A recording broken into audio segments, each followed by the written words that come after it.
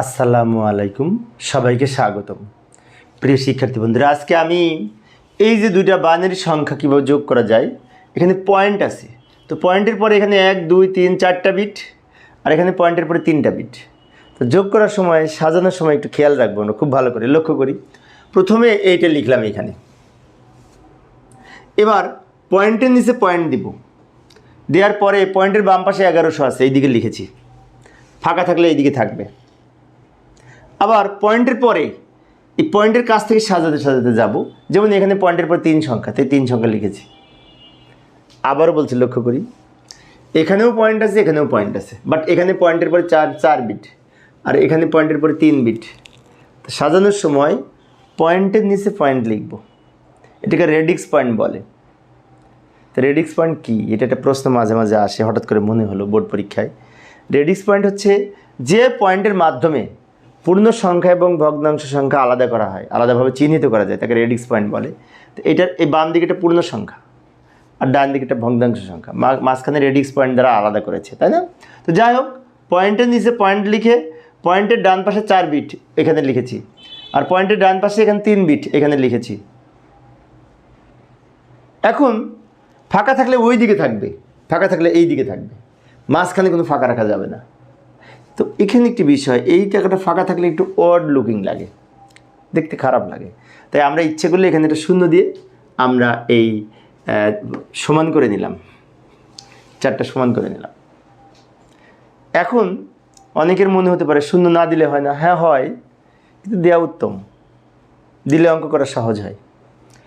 অর্থাৎ আমি আবারও বলছি, লক্ষ্য করি, পয়েন্ট যদি থাকে তো পয়েন্টের নিচে পয়েন্ট লিখে পয়েন্টের ডান পাশে সমান সমান করে নিব, আর এদিকে ফাঁকা থাকলে সমস্যা নেই।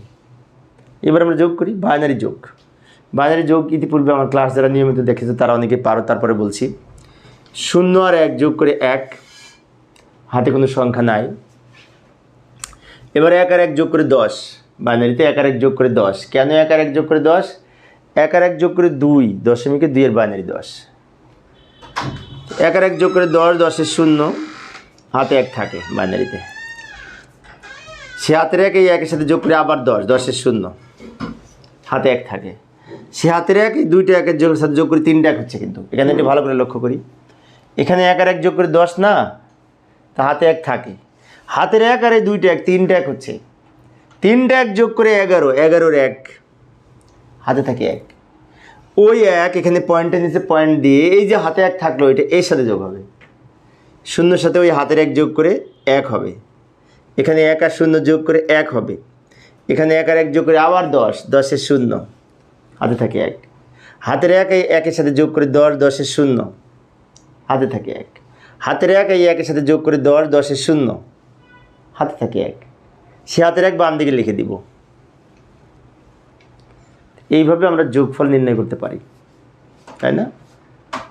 তো প্রিয় শিক্ষার্থী বন্ধুরা, পয়েন্টযুক্ত সংখ্যার এই অঙ্কটা যদি তোমরা বুঝে থাকো, আমি একটা অঙ্ক তোমাদের সামনে উপস্থাপন করছি, সেটা সমাধান করে উত্তর কত হবে সেটি কমেন্টসে জানানোর চেষ্টা করবে। এই যে এইখানে কি করেছি, একটা সংখ্যা শেষে পয়েন্টের পরে 4 সংখ্যা আছে, আর আরেকটা সংখ্যা শেষে পয়েন্টের পরে 3 সংখ্যা আছে, তাহলে আমি সাজাবো কীভাবে, তাই না?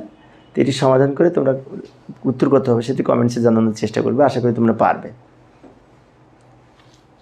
তো প্রিয় শিক্ষার্থী বন্ধুরা, এই ছিল আমার আজকের আলোচনার বিষয়। পরিশেষে সবাই ভালো থাকবে এবং সুস্থ থাকবে, এই কামনায় খোদা হাফেজ।